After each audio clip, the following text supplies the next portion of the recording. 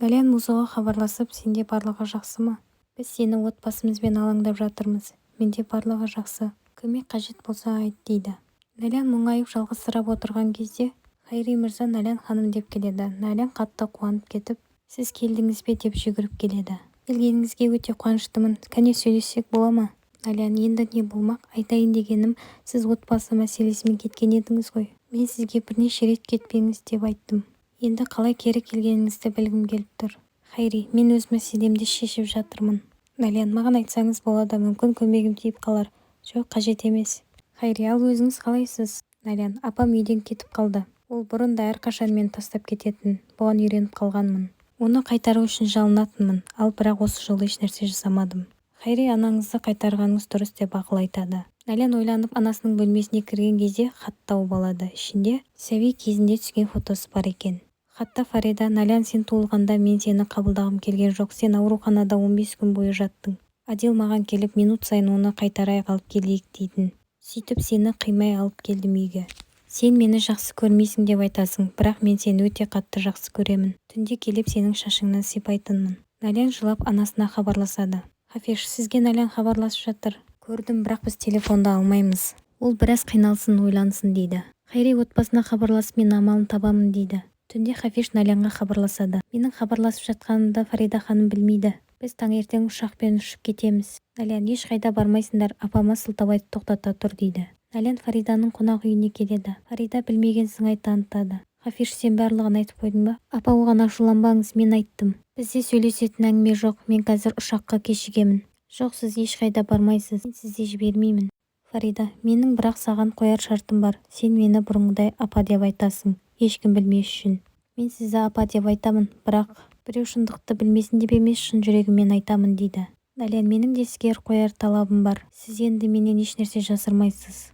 Фарида, сен әлгі жүргізушіден аулақ жүресің дейді. Пера Музоны түні бойы қонақ үйдің сыртында күтеді. Музо, сенімен сөйлескім келмейді, сен менен барлығын жасырдың. Музо, саған айтар әңгімем бар, мені тыңдашы. Тағы қандай жасырған шындығың бар, кәне айт. Рафет мырза апамды үйленгелі жатқан кезде тастап кеткен болатын. Ол оны жақсы көрді, кейін бұл жеп көрінішке айналды. Сосын одан кек алу үшін осы жоспарды құрды. Мен сенімен көңіл қосып, той үстінде сені тастап кетуім керек болған. Бірақ сенші, менің сезімім шынайы, мен сені шынымен де жақсы көремін. Музо, жетер енді, мен сенің енді өтірігіңе сенбеймін, менің көзіме көрінуші болма, кет деп айқайлайды. Жанна мен Седат видеозвонокпен сөйлесіп, Наленнің жағдайы қалай, әлгі жүргізушімен не істеп жүр? Не істеп жүр дегеніңіз, бұл қандай сұрақ? Ол жүргізуші сымбатты, әрине оның көңілін табады. Седат ашуланып телефонды қойып қояды, бірақ артынша оған дыбыстама жазып жібереді. Фарида ханым, сіз қайда болдыңыз? Bir жаққа кеттіңіз бе? Жоқ, ешқайда барған жоқпын, үйде бір-екі чемодандарым қалып кетті, соны алып келуге барып келдім. Селеннің Седаттың бөлмесіне кіріп бара жатқанын көріп, есіктен тыңдайды. Седат Селенге Жаннаның мен сау баланы дүниеге алып келемін деген хабарламасын оқытады. Селен ашуланып, мен саған айттым ғой, оған сенуші болма деп. Оның жүкті екенін үй ішімізге енді қалай хабарлаймыз? Әлгі мыстан Фаридаға қалай хабарлаймыз деп тұрған кезде Фарида кіріп келіп, Седаттың бетіне түкіріп жібереді. Саған бір нәрсе істемей тұрған кезде Седат бөлмеден шық дейді. Селенге келіп, сен мені не деп айттың? Енді не істемекшісің? Ол Жанна мыстан, оған сенің шамаң жетпейді. Бірақ одан құтылуға сен маған көмектесесің дейді. Рафет жүгін буып түйіп үйден шығып бара жатады. Седат, неге күліп тұрсың? Күлу күнә емес шығар. Әлгі қағазға қол қоюға үшін болса қажет емес, мен қоямын дедім ғой. Рафет Хайриге, сен отбасыңда болған жағдайды маған түсіндіріп айтуың керек дейді. Нален боянып тұрған кезде Седат келіп, бүгін сондай әдемі көрініп тұрсың, қызғылт түс саған жарасады екен дейді. Седат Хайриге, тасбақа сияқты жай қимылдамай тез болсаңшы деп тиіседі. Фарида іске кірісіп бір адамға хабарласады. Музоға әкесі келіп, жағдайың жақсы ма?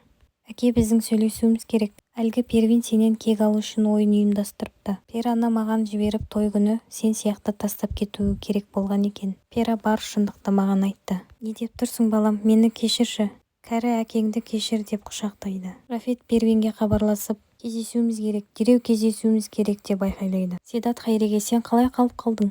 Хайри, мені сүйікті Стамбул жібергісі келмеді. Мен де оны жақсы көргендіктен осында қалдым дейді. Седат, не деген сөздер? Бұл сөздеріңді естісе қыздар саған ғашық болып қалады. Хафиш, Фарида ханым, қайда жиналып жатырмыз? Көп сұрақ қоймай айтқан затымды алып кел дейді. Рафет, сен әйеліңе ашуланудың орнына маған ашуланып тұрсың. Бұл шындықты мен айтқан жоқпын, әйелің айтты. Балаларымыз бір-біріне үйленгісі келді. Рафет, үйленгісі келді, енді ешқандай той болмайды. Пера Музоға бар шындықты айтыпты. Бұл сенің ойының екен, сен бұлай істеуге қалай дәтің барды? Мен осы уақытқа дейін өзімді кінәлі сезініп жүр екенмін. Бірақ енді өзімнің дұрыс шешім қабылдағаныма қуанып тұрмын. Сол кезде сені тастап кетіп дұрыс істеппін. Сен өзі қандай анасың? Қызыңды пайдаланып ондай тірлікке араластырып. Первин, Пера өтірік айтып тұр, оған сенбе. Гүлжихан менің қымбатты адамым. Бүгін соңғы рет кездесіп тұрмыз деп кетіп қалады. Налян кеңсеге келеді. Рафетке жолығу үшін кіріп бара жатқан кезде алдынан Белюр шығып, сіз кетпегенсіз бе? Өте қуаныштымын қалғаныңызға. Отбасыңызда барлығы дұрыс па? Маған айта берсеңіз болады дейді. Налян кеңсеге қол қоюға келген кезде Селен, нотариус қайда? Олар жарты сағатқа кешігеміз деп хабарлайды. Налян, ендеше мен сыртта боламын деп шығып кетеді. Селен күйеуін сыртқа жұмсап жібереді. Седат, Фарида саған не деді? Ол маған бір нәрсе істейміз деді, бірақ не істейтінімізді айтпады. Енді не дейтінін көреміз дейді. Хайри, менің туысым ауырып қалды. Менің таныс дәрігерім бар, сізге көмектесе аламын дейді. Налян сыртта екеуін көріп қызғанып қалады. Хайри мен Белюр жарты сағаттан кейін дәрігерге баруға келіседі. Хайри Наляннан, мен жарты сағаттан кейін отбасылық жағдаймен бір жерге баруым керек. Фарида Джанаға көреғұлылар туралы бір шындықты айтуым керек деп хабарлама жазып жібереді. Сөйтіп екеуі бір үйде кездесетін болып келіседі. Налянға қызметкер келіп, сізді нотариус күтіп тұр дейді. Селен қуанып Налянға құжатқа қол қойдырып алады. Барлығына қол қойып болған кезде Рафет келіп қалады. Сендер өздеріңді менен ақылдымын деп ойлайсыңдар ма? Менің сыртымнан не істеп жүрсіңдер? Седаттың ақымақтығына үйрендік. Селенге де, ал саған не жоқ, Налян? Мен саған ол жерді әркімге берсін деп бердім бе? Болашақ немеремізге мұра ретінде бердім.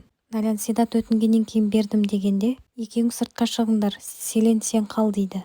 Налян мен Седат сыртқа шығып кетеді.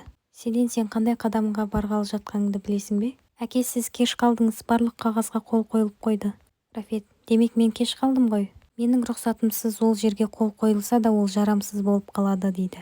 Фарида Селенге хабарласып, тез кел, артық сұрақ қоюшы болма деп тұтқаны қойып қояды. Седат Налянға, неге әкеме менің есімімді атадың, мені қорғаудың орнына деп ұрсады. Мен сен өтінгеннен кейін ол құжатқа қол қойдым, енді неге мені кінәлап тұрсың? Музафер не болып қалды деп келеді. Налян, әдеттегідей ол мені кінәлап жатыр.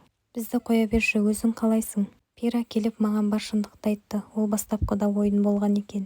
Налян, Пера маған ұнайды. Егер бұл ойын болса, оны әрі қарай жалғастырып жүрер еді. Налян Белюр мен Хайридің кетіп бара жатқанын көріп, арттарыңнан аңдиды. Екеуі ауруханаға келеді. Налян әдейі Хайриге қоңырау шалып, сен қайдасың деп сұрайды. Хайри, автобус аялдамасынан туыстарымды күтіп жатырмын деп өтірік айтады.